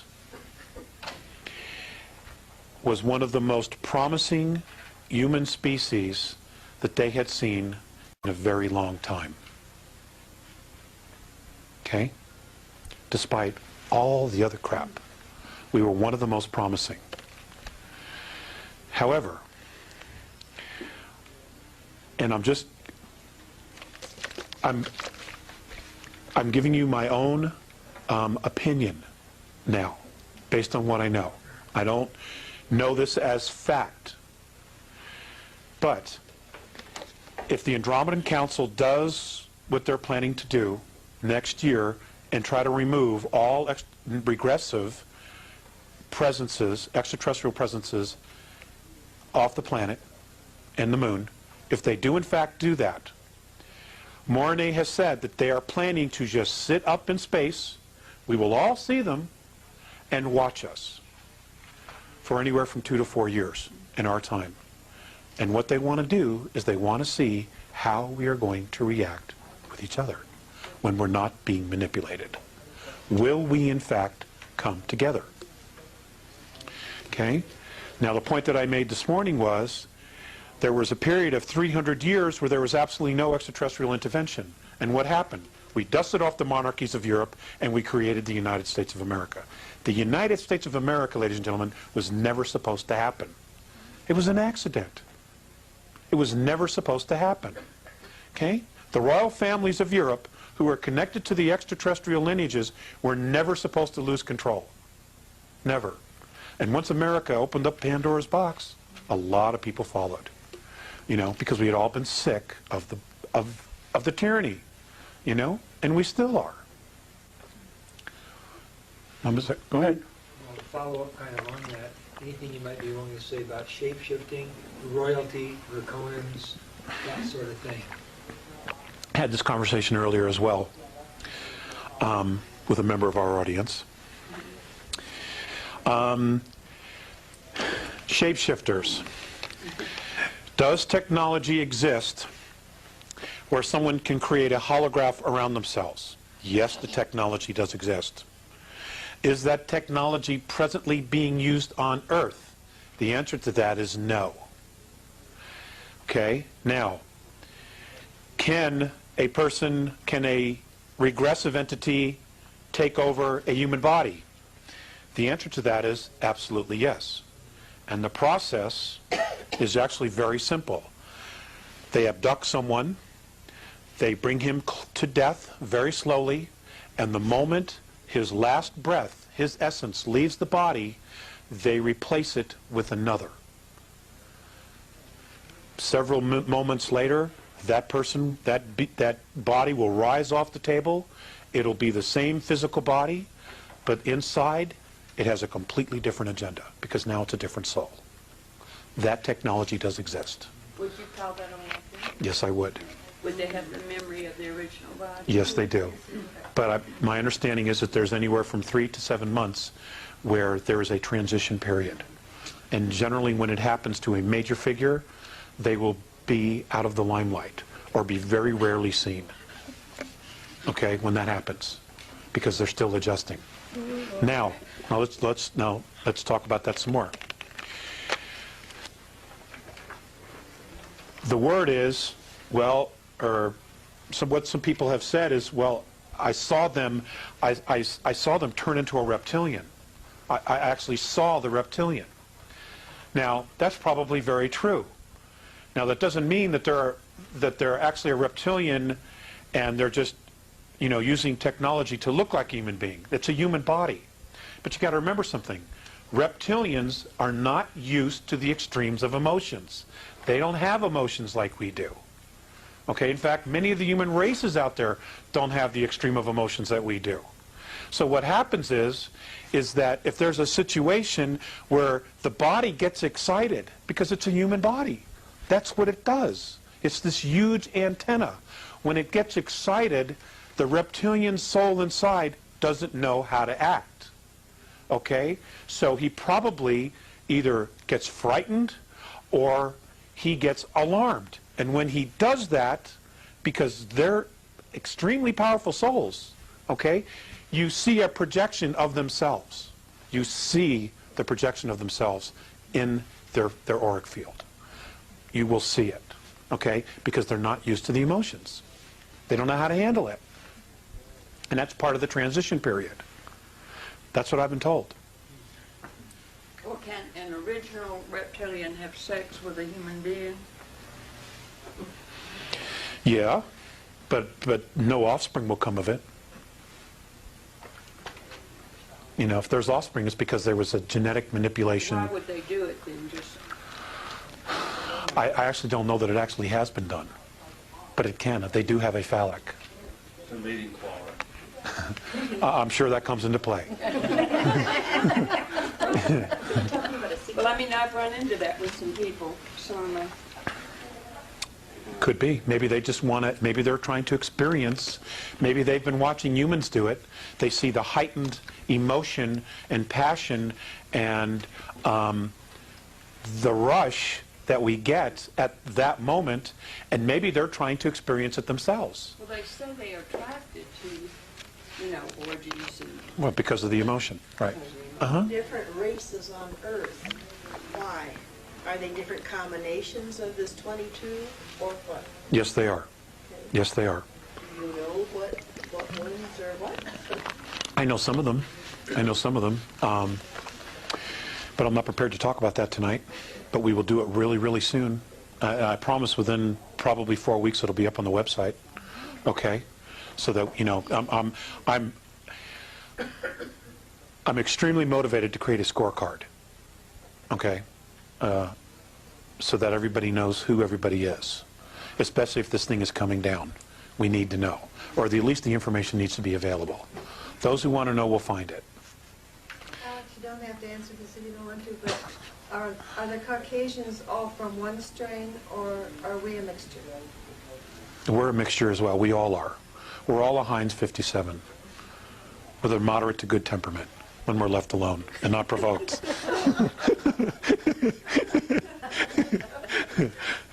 Dave?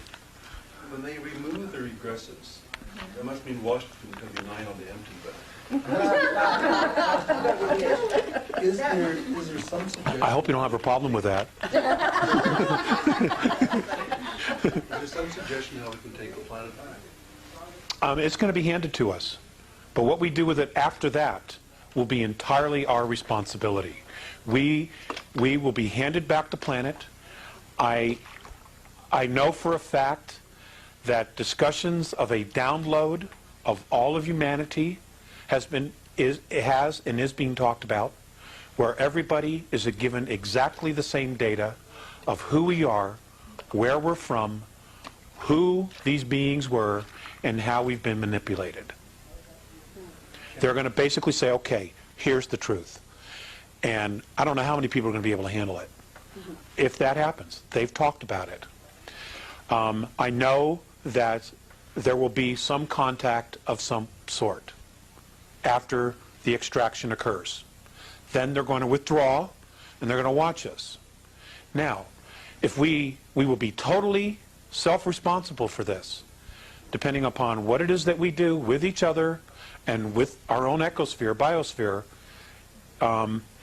If we're not responsible, they're not going to help us. That was the galactic debate, wasn't it? Yes, it's exactly the galactic debate. And that's the compromise they came to. You paid attention. I like that, David. I like that. That's exactly right. They don't honor themselves. They don't honor each other. They don't honor their home. What is their value? It's exactly what was presented. And the defense was, we've never known ourselves. That's right. They've been manipulated from the get-go. What if it's a few people that take the responsibility, but not the majority? Well, that's why I'm kind of hoping that they're going to do the download. Because everybody will know, and all of us will be starting on page 1. You know, everybody. It would be a huge help. Did you say this would happen next year? The date that they gave me was August 12th, 2003. Now, the reason they've given me that date and that specific day, and I didn't know about this till a couple of years ago, why that date, was, remember the Philadelphia experiment? Mm-hmm. When they sent the Eldridge through time and they ripped a hole in time? Well, they created a portal that was never supposed to be there. Some of the regressive races that are here and that have been in other places in the galaxy were sucked in through that time hole, and they're literally out of their own time. And the idea is to round them up and literally say, okay, we are either going to take care of you here and now, or you're going to be allowed to go back through that hole. Because it opens on that day. So that's 60 years, is it 60 years? Is that what that is? I believe it's 60-something years. Was it on August the 12th? Oh, yeah, August the 12th. So it's Uh-huh. only in 2 days. Yep. What will we experience? So when that hole opens, they're going to have the opportunity to go back to their time, to where they belong. Okay? And the hope is that they'll do it, and the thought is that they actually will do it. Once that hole closes, there are apparently galactic races that have been recruited from outside our galaxy who know how to fix it. And they're already here, apparently. And as soon as that hole closes, they're going to seal it forever so that it never happens again. It doesn't open again. Because it didn't cause problems just for us. It caused problems for everybody. Everybody. Because it created a bridge between two different times. So what will we experience on that day? That's a great question. That's a really, really great question. And Marilyn, I have absolutely no idea. I have absolutely no idea. All I can tell you is that unless I hear otherwise, I will be taking that day off of work.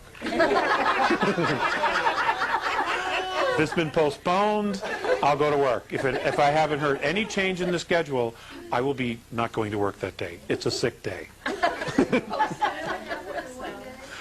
Apparently. Now,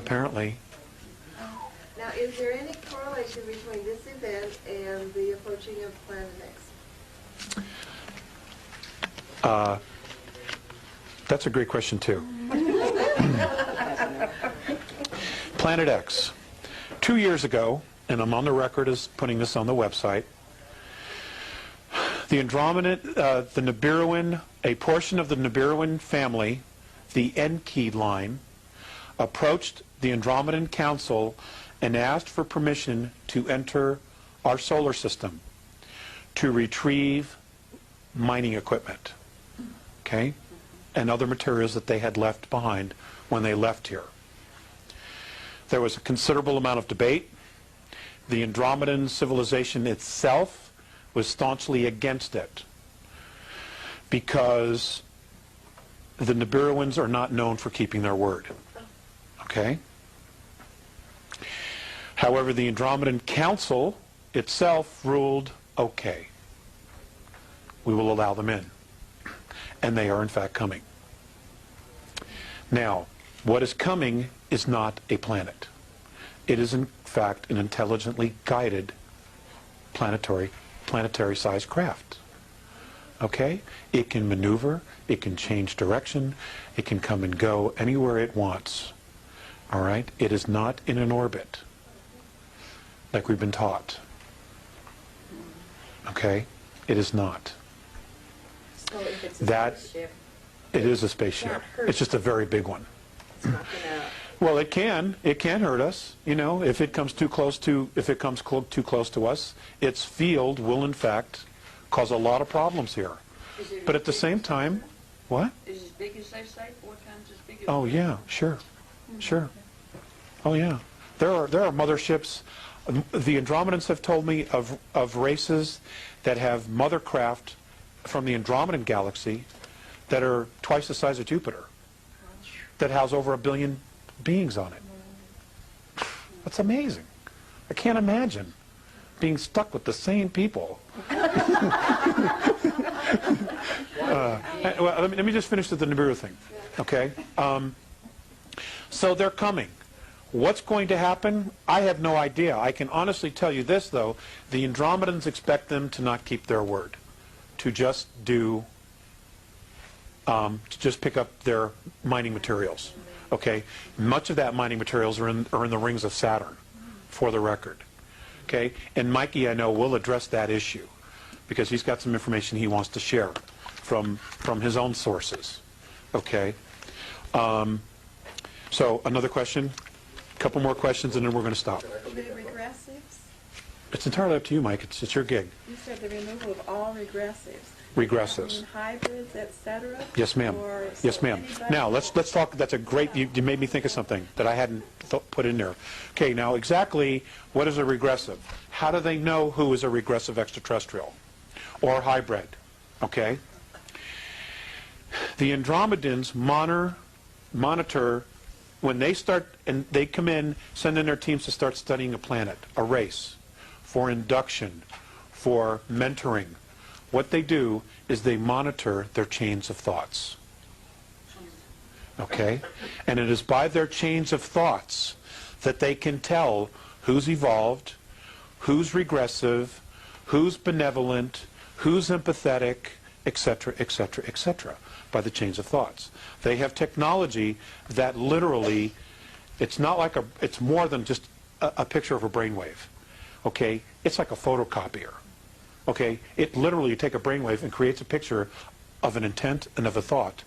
And if they see a chain of thought that's very regressive, they're marked. And they know exactly where they are and who they are on this planet. They know exactly. You know, and they're not the only ones. There are other races that are part of the council. You know, there's 38 different races in our solar system and just outside of it right now. Okay? And they're all sharing data. And they're just waiting to find out what's going to happen here, to get to go. Would the regressives include humans who are aggressive too? Yes, yes it would. Absolutely. Uh-huh.